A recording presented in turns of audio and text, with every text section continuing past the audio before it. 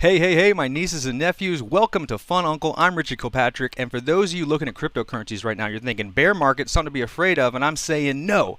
Bears are not to be afraid of. You are supposed to cuddle up with those sweet little teddy bears. They are cute, cuddly. This is a good time to buy. This is not a time to be afraid, and if that sounds good for you, stick around for the rest of the episode.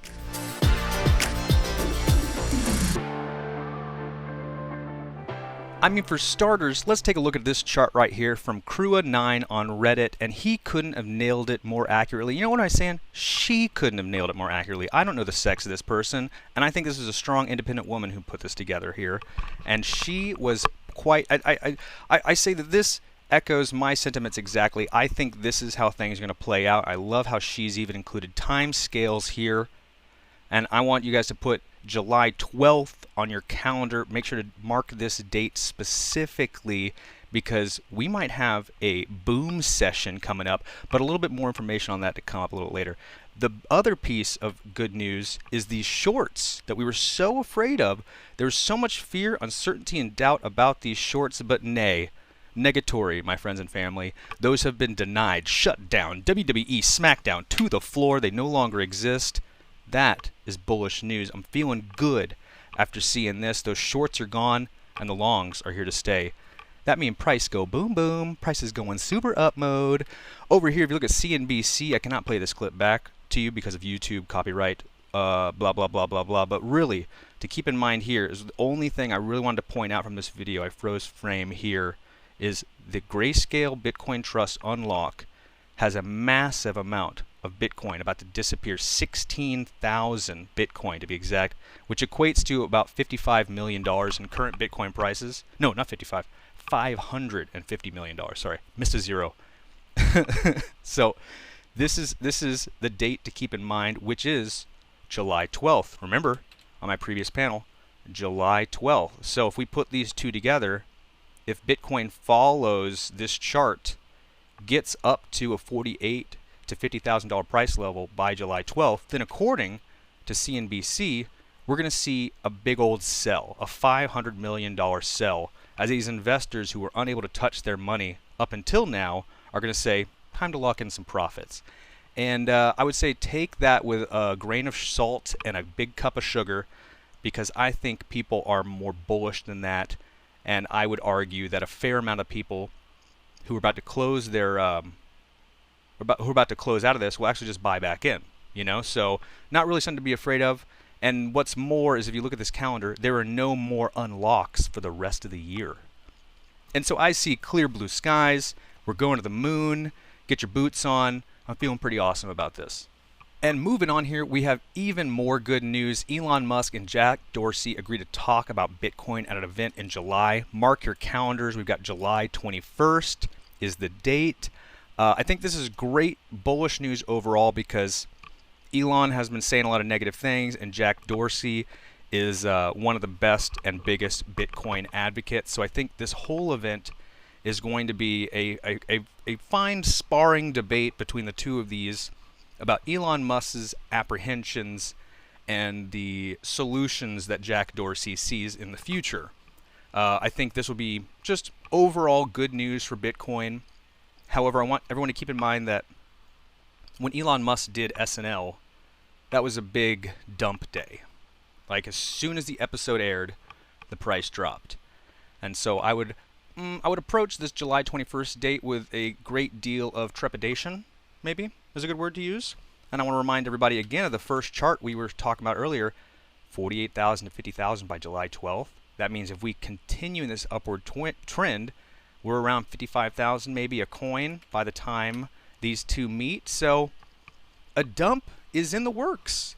You know, I would almost bet on it and prepare on buying the dip on the 22nd, I think is really what I'm trying to say here, is have a little cash on the side to buy that dip the next day. What other news we got here? Bitcoin will go all the way to $160,000 this year. Word? I like the enthusiasm. I don't think that number is a fair shake.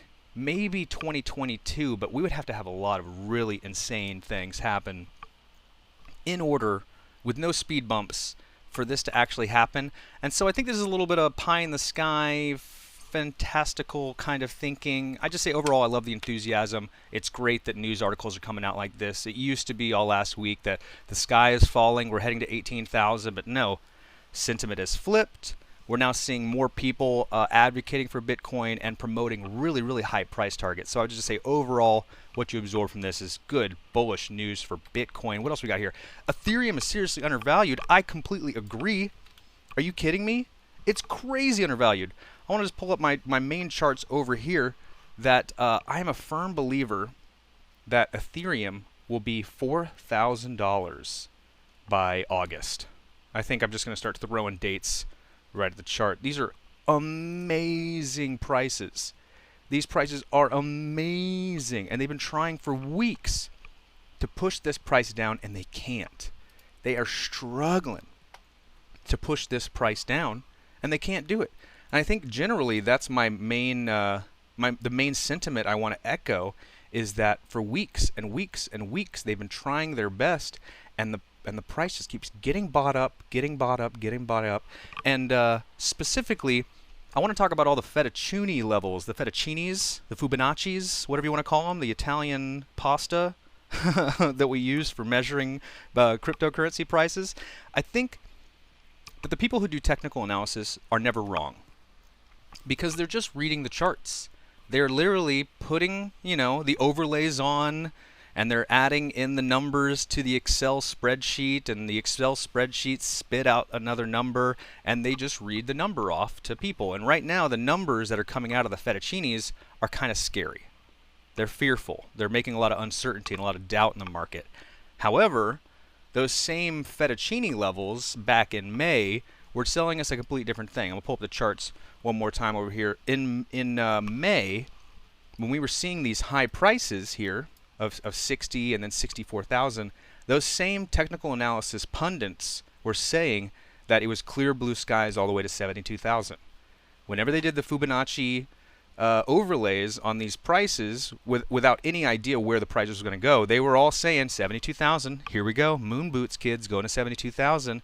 And those same people who are doing the same technical analysis right now are saying, uh-oh, the Fibonacci's are saying 18,000. The price is going to drop. It's nothing but a bottomless pit all the way to 20,000. It's going to happen. And that's when your old neighborhood fun uncle wants to remind everybody of the reality here. I think is the only way I can really put together to say that is that if we can't do it for weeks and weeks, if they have been pushing this price down as aggressively as they possibly can, and they still can't manage to get it below 30,000, even after their best efforts, that tells me that there is no act of God left. There is no Thor's hammer left on the shelf to strike down the price of Bitcoin. And so I think the bears have had their run. Sentiment is starting to change. Shorts are starting to liquidate, and I think this price is about to moon boot upwards towards its previous resistance levels of 40,000. We're going to retest 40,000, 44,000, get the sentiment to change, get more people to buy in. And I keep hearing from all these other pundits online that there are a lot of millionaires, big hedge funds on the sidelines waiting for the tides to turn. And the tide, specifically the tide point that they want to see is 44,000. They want to see Bitcoin price get to 44,000, and then they'll be like, okay, sentiment has changed enough for us to get back in on cryptocurrencies. And so I would say overall, if you have money on the sidelines, start daily cost averaging in. We're having some awesome opportunities here. Bull Uncle, thank you for Nifty Q for calling me Bull Uncle. People in the Twitch chat. For those of you watching on YouTube, I do these recordings live on the Discord. If you type in lads.city into your browser, you'll be taken right to the Discord. And then I also do it on Twitch. Fun Uncle is my call sign on Twitch if you want to check those out. And then, of course, for those of you on YouTube watching this recording, thank you so much. If you wouldn't mind smashing the like button down below, giving me the old diamond hands on the subscribe button, that would be a huge help. Thank you for promoting the channel in such a fabulous way. Now back to my news over here. We've got, I think, just a couple more pieces of news I want to cover. Asset managers flip bullish. I mean, I'm stacking bullish news here. Everything bad that could have happened has played out. I mean, China has banned all miners, and Elon Musk has tweeted every tweet he possibly could. I mean, all the negative sentiment and all the negative news that could have come out has already come out, and I'm honestly like on the short list of bad things that could still happen. One of which is the U.S. banning Bitcoin. That's a bad thing that could happen. Although I think the Fed chairs have already met and they've been like, no, we're not going to talk about it. Actually, we're more interested in the short squeezes, is what I'm hearing from the Fed chair.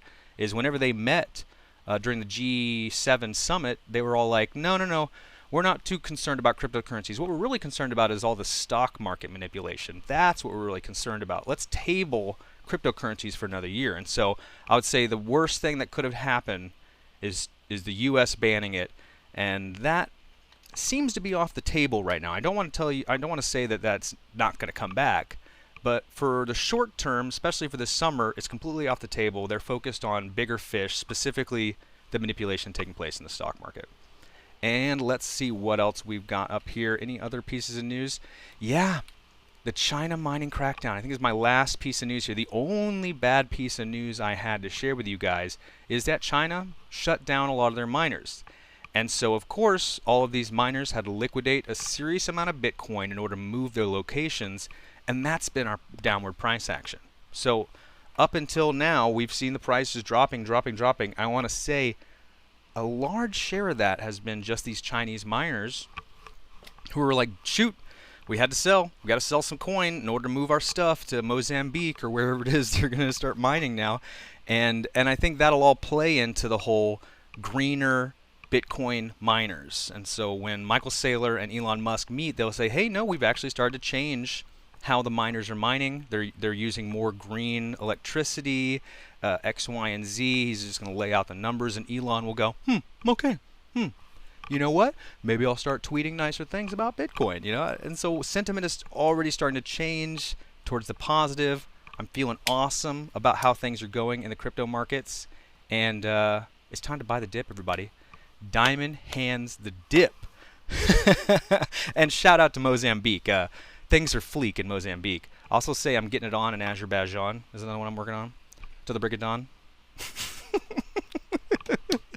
And on that note, I can't think of a better way to end the show. I mean, honestly, guys, this is a bear market that you should not be afraid of. I think you guys, it's not financial advice, but you should try to buy the dip. I want to thank everyone for stopping by. Fun Uncle, thanks for spending some time with me. It's currently hotter than balls, so I can't wait to turn off the recorders and turn the fans back on. But thanks for sticking with me. Thanks for staying in the cryptocurrency community. HODL, because we're going to the moon, baby.